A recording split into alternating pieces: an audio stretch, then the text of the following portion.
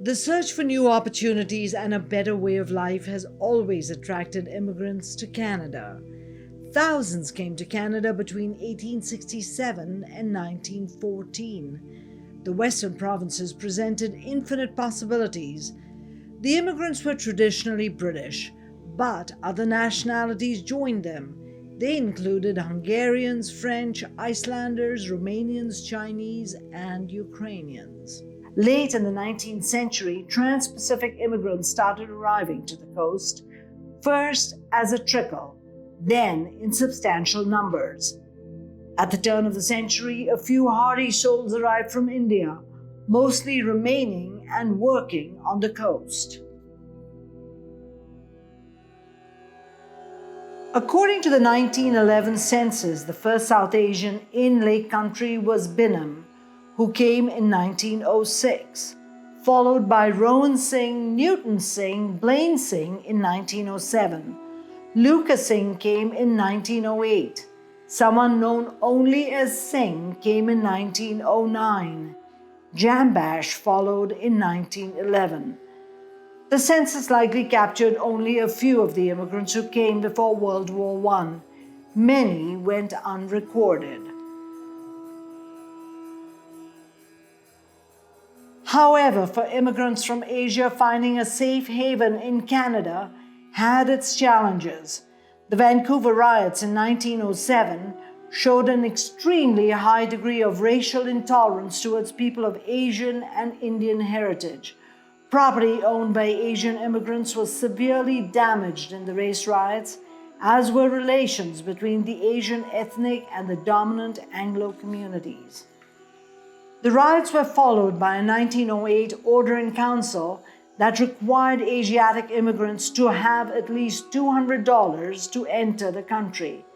A second order in council required all immigrants to come to Canada via a continuous journey directly from their country of origin.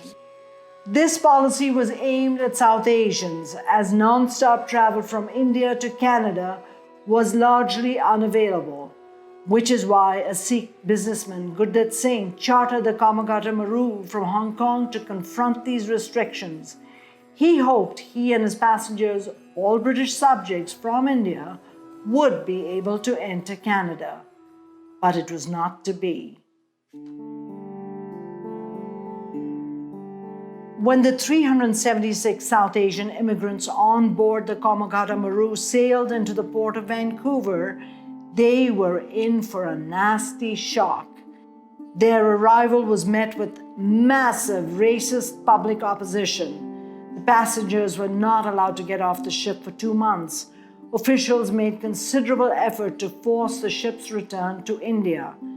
This reflected the racist views of the colonial society of the era. Members of the small South Asian community in BC did mount a legal challenge, but they were unsuccessful. They did, however, come to an agreement with local officials to provide food and water for the passengers. This is just the basic version of a story marred with racial tensions and social injustice. It was a pivotal event in the community's early struggle for equal treatment in Canada. According to the 1921 Canada Census Report, 5 years after that, Alice Bing, Banta, and Brown Singh arrived to the Lake Country area. None of them set up roots in the central Okanagan. What happened to them and where those individuals moved to is still not known. It is difficult to determine the number of transient workers who came and went. The earliest known settlers in Lake Country who are still here today is the Pabla family. My name is Gurjit Singh Pabla. My name is Biant Pabla. This Winfield, we've been here since 1977. Winfield, we love Winfield because Winfield gave us lots to learn, lots to work. And I don't think I want to move from here anywhere. I like all our neighborhoods are so nice. we get along really good. Then working at Gorman's, they just treated us just like their own family. And they will go extra mile for me, and I'll go extra mile for them. The Pablas aren't alone. Every South Asian we spoke to said they've always felt welcome in Lake Country. Many are of the Sikh faith and come from a farming background. When Gurjeet Pabla retired, he just wanted to work on his farm, a passion he shares with his son today. My name is Jim Pabla. I've been in Lake Country since, I guess, much before I remember, 1977. This farm, I have so many memories with it. My friends used to come here. We all had farms. We all would go back and forth. I feel great about Winfield and Lake Country, yes. It's a great community.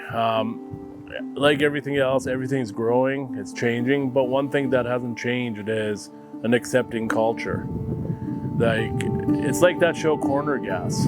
Every character has a little quirk in them, but there's no malicious character in that show. Similar to Lake Country, there isn't any of that here.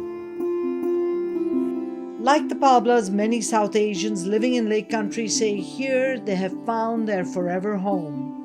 Times have changed. The racist colonial policies of the early 1900s are no more as the country works towards building an inclusive multicultural society.